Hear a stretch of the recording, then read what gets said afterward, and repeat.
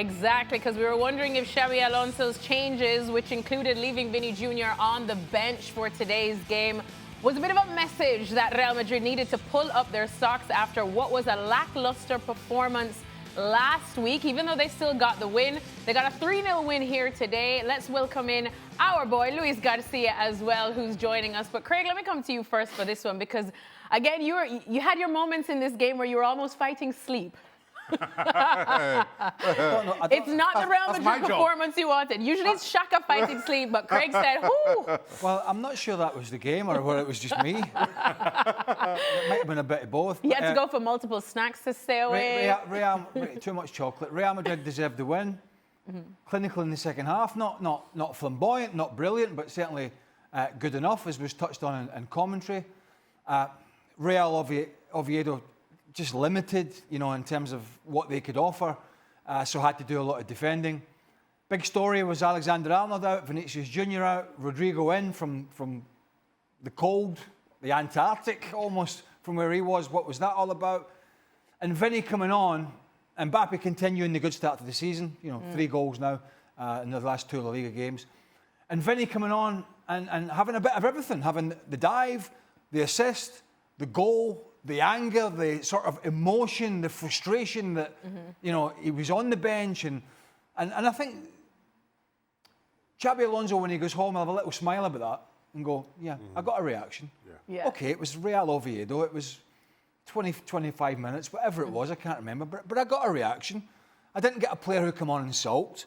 I got a player who come on and made a difference. And I think that's what he was looking for. And before the game, we talked about the message that he may have been sending. And I think in some sense he got what he was looking for. If we can go back to the big talking point early on, was the challenge. Yeah. Some people see it from different scenarios. The one thing I would say in the Tchouaméni challenge on Dendoncker, it doesn't really matter now these days about how much you play of the ball. It's about the angle of your tackle. Now, it's just outlawed now, whether you like it or not. Whenever you come through the back of a player, playing the ball or not, as you can see there, that challenge was outlawed by FIFA and IFAB many years ago, and it was to stop it was more to stop the strikers at the time who were coming with the back to goal, get the ball to feet. It was to stop the big centre halves coming through the back of them. And so that sense, we can debate how much of the ball he played and how much he didn't, but he definitely came back through the back of Dendoncker. There's no doubt about that. And that, by the letter of the law now, is outdated and should have been a free kick. The one thing I would say on the other side of it, had it somehow been an Oviedo challenge on Tchouaméni there and they had scored, we know what that scenario would have been. Oh yes. It would have been everybody else's fault. And the referee's a disgrace, and we know what happened last year. So in some sense, bearing in mind it was David and Goliath, I have some sympathy there. Decision went against them. Didn't really affect the match in general, because Real Madrid deserved to win. But it was a talking point early on in the first half. You say it didn't affect the match in general, but Oviedo, okay, they were second best. I wouldn't have thought it. No question. But it was a breakthrough for Madrid. It's 1-0 to the 83rd minute. Oviedo, to their credit, newly promoted, defending well, 80 minutes gone, you're 1 goal back, now you have to take some chances and push forward, which maybe they wouldn't have if it were 0-0. And again, I am not disputing that Real Madrid were easily the better of the two teams, but you've got to sympathise with the minnows here. Oviedo coming back into La Liga against Real Madrid, defending as well as they had, and then when they decide to take chances to try to pick back that goal, which I'm with Craig, I think should not have been allowed to stand. That's when they get found out, and that's when Real Madrid make easy work of it. So I sympathise with Oviedo and still feel that had that not been given, and again, we could speculate all we want, Oviedo would have made a better fist of the closing 10 minutes. Luis, let's come to you now, because again, as the guy said, deserving win for Real Madrid, but still it left us with needing answers for a lot of questions. Yes, of course, because we saw a good Real Madrid. I think that the first 45 minutes show us a very dynamic Real Madrid with a lot of players moving in the center of the field, with a good speed on the ball, with the men on the wide areas trying to be players, with Mbappe that never stood into the center of the field, trying to find their spaces, trying to make a mess and very a lot of doubt into the defense. So it was very difficult to have an eye on him every single time. That's why he received in that great, fantastic position and made a fantastic goal. But it's true that in the second half we saw a totally different Real Madrid. I would like to think that it's because Real Madrid didn't have a break during this season, if that makes any sense. They went to the Club World Cup, then they have to stop for a couple of weeks to have a little bit of rest, but they start very quick into the LaLiga. So right now the player is still not maybe 100% fresh, and they have a very low in the second half, because definitely I think with the Real Oviedo making a little bit more of the game, having more the ball, pressing a little bit high on the field, make it a lot more difficult for Real Madrid.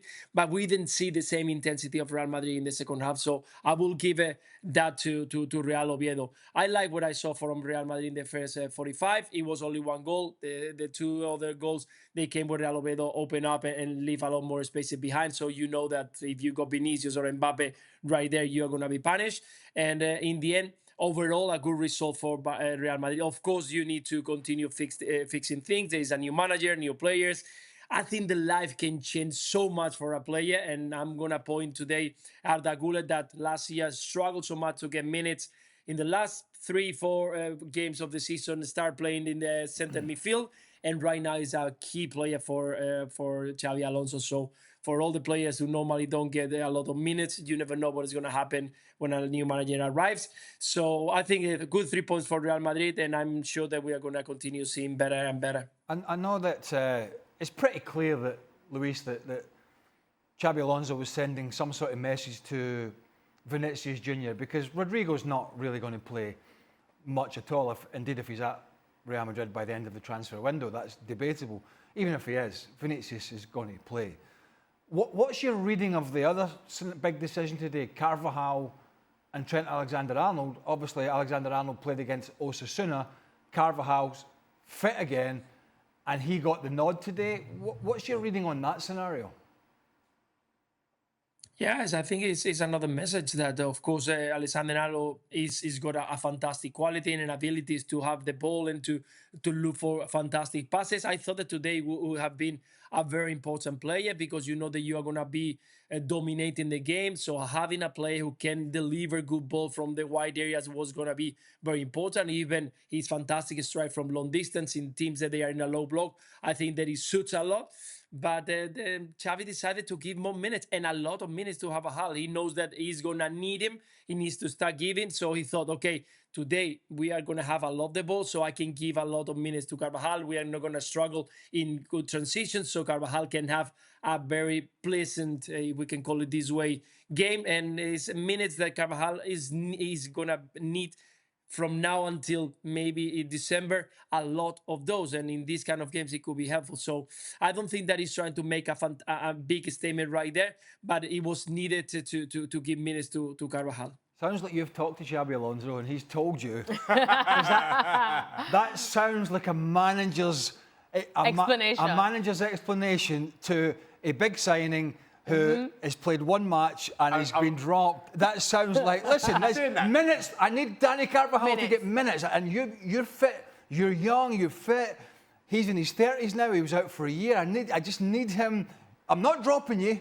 I'm not even using the word drop. Right. But saying these minutes. Saying that, to Luis's point, when I first saw the lineup, that's kind of what I thought. I thought, listen, okay, kind of the stop-start nature to Real Madrid's off-season because of the Club World Cup. You're playing against a newly promoted team. Now is an opportunity to give some players some rest, maybe have a little bit of rotation. So I was reluctant to read too much into it. Well, I like to read a lot into these. But to your point, but I'm happy to read a lot. To the point that you made, whether that was his intention or not, you got a reaction from Vinicius Jr. You absolutely got, when Vinicius Jr. is tracking back and pressing the ball and winning it and Real Madrid are scoring on a turnover, whether that was Xabi Alonso's intention at 2:30 this afternoon or whatever it was. He had to name the starting lineup. He got an absolute reaction out of it. Now we will see whether he can get a similar reaction out of. But if you're Trent Alexander-Arnold, Shaq, you know, whether the managers, we've all had these explanations. We've all had them. Manager comes in, he tries to soften some sort of blow and he paints a picture. But it's only natural as a player. You go home and you sit in your apartment or your house, whatever, and you sit and you go, did I get dropped? is he stringing me along or not? Yeah. And so it's a very difficult scenario for a manager because a player goes home and he thinks about it. Well, I didn't play great in match day 1. It is a big move. There are still doubts about me defensively and how am I going to fit in and, you know, where am I sitting here in the whole scheme of things? And so, you know, for Alexander-Arnold, no matter what the manager said to him, I think he will go home and think, well, it's a new club for me. Already I've seen myself left out for a very good player. What does that mean? I think the Rodrigo and the Vinícius one is much more. It's much more simplistic. It is get your finger out because I know you are a game changer and you can do a lot for me, but I need you on board. And we saw a glimpse of that near the end of the game. All right. Well, speaking of Vini Jr., I mean, Craig pointed it out. This was the reaction that I sort of made me sort of sit up and go, who's this to? Because he came on, he showed us a little bit of everything. Yeah, it was against a side that are going to be fighting relegation. They were tired, they chased a lot of the ball. And it was a super finish, really good finish. This got me here. I mean, not quite. Even Mbappe kind of covering his mouth for him, saying, calma. I mean, I'm just sort of painting a picture here. That was sort of towards the bench area. Yeah. You know, I mean, it was almost like, leave me out. Do it. You know, so, you know, he has got that in him. He is a very emotional young man. You know, we saw Rodrigo going off and he was showing his emotions as well. But when you are as talented and have won as much as Vinicius Jr has, and you are a game changer, but your standards have slipped below what they were, and there's no doubt about that. Last season he was, you know, a shadow of the player from the year before, the player who thought he was wronged in not winning the Ballon d'Or. And sometimes a manager feels that he needs to light some firework to get you going. And I think we saw a little bit of that today, and I think from Vinicius as well, that was a little thing to Xabi Alonso. I'm sure as a manager, he won't really bat an eyelid about it. Well, Luis, you're the only one here that actually does know Xabi Alonso on a personal level. As a manager, seeing that reaction from Vini Jr. and what he did when he came on, how would he be reading into it? You would like to see a player reaction, of course, when you try to make a statement and when you try to put a finger in something that you know that it hurts, that is the pride of a player. But I have to say something. I don't think that that symbol, that sign that Vinicius Jr did, it wasn't to the bench. I think it was to the referee. I think the referee wanted to go to Vinicius Jr to say, don't go to the fans and try to complicate things. And Vinicius Jr turned around and say, just let me alone. What are you coming here to tell me something? That's the thing, the way that I saw it when he was, because the referee is right there in the same direction. And because he had that yellow card, that's the way that I'm thinking. Mbappe put the hands in the mouth because he didn't want to get him in trouble with another yellow card. So it's true that this is gonna bring a lot of controversy, a lot of headlines. But in my opinion, I think that what Vinicius did, he was just complain to the referee to tell him, let me alone because I'm enjoying right now. Don't spoil a good story. Luis. Luis, we were trying to add some little sal y pimienta to it. No, but listen. Right, all right. It might have been the referee and it may not have been Xabi. Can we all agree he was angry? He was angry. He was angry. He was at least bothered. And look, it's normal. I don't care if it's the referee and I think actually on reflection, Luis is probably correct because he was frustrated from that booking. The angle wasn't really clear. Couldn't see the referee in the shot. But my point being is, even after 15, 20 minutes of being on the field, he still had that, whether it's the referee or the bench or an opponent or an assistant referee, he's got that sort of anger in him, hasn't he? He's got that. And as a player, when you get the best out of Vinicius Jr., and we've seen it on many occasions, is when that anger boils over and continues into a game where he starts, you very rarely see the best of him. When he can control it and he sort of harnesses that frustration in a good way, and it doesn't boil over, that's when he's at his best. But whenever it gets, I say, too emotional, which we have seen, particularly in some of the Clásicos, when he gets too involved, he thinks every decision's against him, he thinks everything's just not going his way, that's when the opponent has him. That's when the Ronald Araujo's were playing him very well. That's when they had him.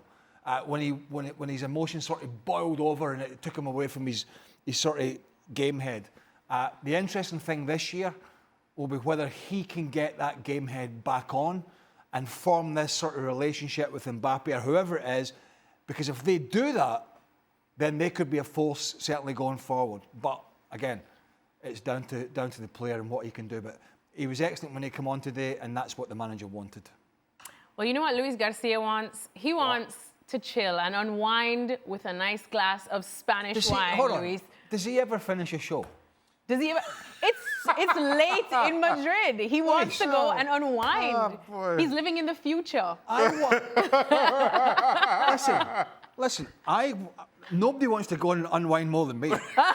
That's a fact. But alas, we have the rest of the show to get to. And we've got Premier League discussions to get to. And Liverpool don't play until tomorrow. So we're going to let Luis Garcia go and enjoy the rest of his Sunday night. Luis, gracias. Muchísimas gracias.